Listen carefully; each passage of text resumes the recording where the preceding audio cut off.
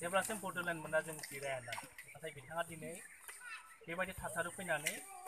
जोंनि जिखिनि 5,000नि बांसिन जोंनि आइ आफा बिदा फंबायमोना मा मुख्लं जालांबाय नङा होमबा बड'फाया मोनसे सिमां नुदोंमोन बे सिमांखौ बिथाङा दिनै नंखाय होननानै बुंनो हमबाय नङा होमबा बिनिख्रुइ जोंनि गेजेराव जोंनि बर' हारिनि गेजेराव दुखुनांथाव माथा जाजोबनांबाय दा बेखायनो होनदों इंराज साहाबा होननाय बायदि दा जोङो मेलेमखौ बाहायनांगोन नङा होमबा मेलेमखौ बाहायनानै सोर नंगौ सोर नङा बेखौ नोंथांमोना सायख'नांगोन आरो नंगौना नङा दाख्लै बिथाङा होनदों 6टा जनगोष्ठीनो मा होनगोन एसटि दे आदायबो होनलांदों एसटि होनो होननानै नङा होमबा जोङो दिनै 14टा जनगोष्ठी दङ आसामाव बिनि पपुलेसना मा 14टा जनगोष्ठी ज' खालामोबा 50 लाखनि बारा नङा नाथाय जिथु 6टा जनगोष्ठी जाय जनगोष्ठीया सुबुं अनजिमायाव बांसिन लेखा फरायाव बिसोर गोरोंसिन बिथांमोना 1.5 करोड़ दङ 1,50,000 दं दा बे 1,50,000 जोंनि बे 50 लाख मानसिनि जुदि जिखिनि सुबिदा मोनो सरकारनि सुबिदा मोनो बेखौ सेख'ना लाफैयोब्ला जोंनि बे उन्दै उन्दै गथ'फोरा मा जागोन देलाय जोङो जोंथ' लेखाफोराव दा मा जों सानोब्ला दायो 40% बर'आ माने 100नि गेजेराव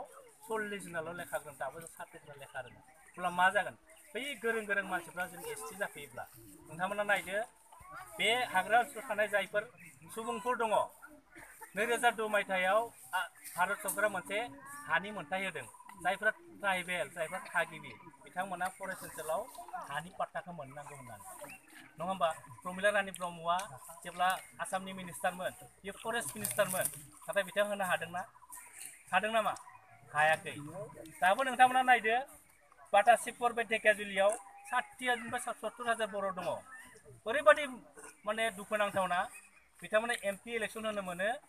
MLA इलेक्सन होनो मोनो पन्चायत इलेक्सन गेलेनो मोना बिथांमोना होमबा नायदो जोंनि मिनिस्टार सन्तान ब्रह्म दाख्लै बिदि मिनिस्टार नङा होमबा बे खामानिखौ सोर मावनांगौमोन जोंनि मानसियानो मावनांगौमोन नाथाय जोंनि मानसियानो मा आन्दायजोब्बाय दा जोंनि एबसुआ जुदि बेफोर नंगौ खोथाखौ बुङोब्ला जोंखौ गाज्रि मोनो नाथाय जों बुंनांगोन नङा होमबा जों बुंनांगोन जों जातीय संगठन नोंथांमोननो जों बुंनांगोन बेखौ जों जा मिथिदों जा जों बुजिदों बेखौ नोंथांमोननो बुङो दा ओंखायनो एबसुखौ मा होनो बिथांमोना मा होनो एबसुआ राजखान्थि दोल होननानै बुङो दा नोंथांमोना साननानै नाय दा जों माबायदि थासारियाव दङ गाबोन समफोर बिथांमोना जुदि एसटि मोनोब्ला बे गावनि समस्थियाबो बे हाग्रामानि समस्ति नङा होमबा गावबो जेनगोन बेवहाय देरहानाय नङा रावबो सासे बर' देरहाजोबनाय नङा बेयाव जिखिनि एसटि जोंनि थाखाय दङ बर'फोरनि थाखाय दङ गासैबो दिनै राजबंसि गेलेनो मोनगोन आदिबासि गेलेनो मोनगोन अब्ला जोङो मा जोंनि न'खरावनो जों न'खर गैयै जागोन रायजो राजा नोंथांमोन ओंखायनो नोंथांमोनखौ खुलुमदों फैबाय थानाय जिथु 23 एप्रिल बे इलेक्सनाव जोङो दुलाराय बर' फेस्टआव मोनसे थांखि लादों जे जोङो फैबाय थानाय इलेक्सनाव आसामाव जि मोनथाम फेस्टआव जागोन 11, 18, 23 18आव मंगलदैयाव जागोन 23आव नोंथांमोननि क'क्राझाराव जागोन जों दुलाराय बर' फेस्टि आफादा थोंजोङै सानै केन्डिडेटखौ जों मदद होनाय खोथा सानदों जोंल' नङा जोंहा सोमावसारारि हान्जा दङ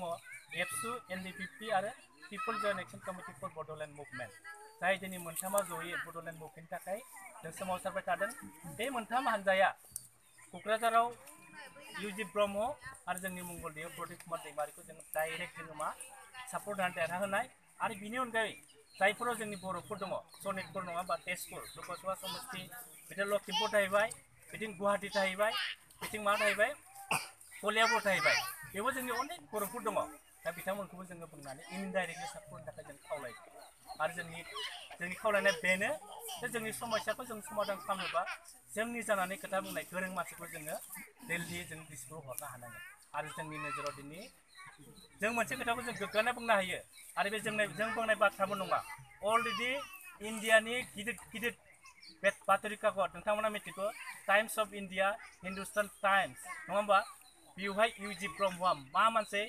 मा मावनो हायो मासिम साननो हायो बेखौ फारि फारि दिल्लीयाव थानाय जायफोर गिदिर लिरगिरि दङ बिथांमोना लिरबाय इउजित ब्रह्मनि सोमोन्दै लिरबाय जेब्ला बिथांमोना इउजित ब्रह्मनि सोमोन्दै लिरबाय आसामनि जायफोरा बर'फोरखौ नायनो बायो शर्मा नङा होमबा शर्मा बामोनफ्रा बर'फोरखौ नायनो बायो गिरजानो बायो नङा होमबा गोदो जोंनि आबौ आबैमोनखौ ओंखाम जायोब्ला मा थोरसिखौ सुना फैनांगौमोन जायगाखौ सुना फैनांगौ नङा होमबा जोंखौ बिदि बाहायोमोन नाथाय जोंनि दिनै जोंनि दावगानायखौ नुनानै बिथांमोना गिबाय ओंखायनो जेब्ला बे दिल्लीयाव लिरनाय लोगो लोगो बिथांमोनाव मोनसे माबा फैबाय जे इउजित ब्रह्मआ जुदि पावाराव फैब्ला आसामा दिनै सेस जागोन होननानै ओंखायनो बिथांमोना मा खालामबाय पलिसि बाहायनानै हाग्राखौ बाहायनो दिनै हाग्रामाखौ बाहायहरगासिनो दङ बिसोर बुंनो हाया बिसोर बुंबा मा कमिउनेल जागोन जोङो